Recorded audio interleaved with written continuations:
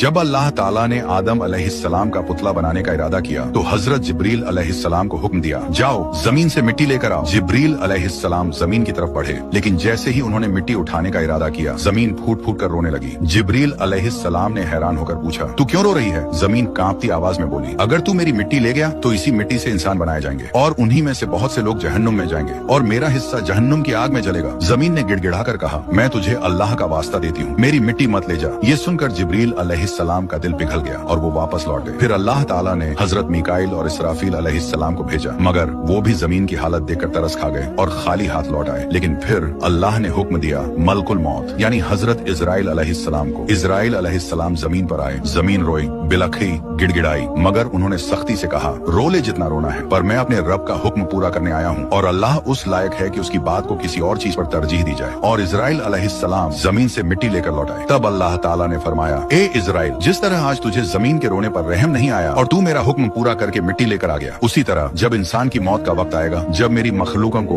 दोबारा मिट्टी में मिलाने का वक्त आएगा, तब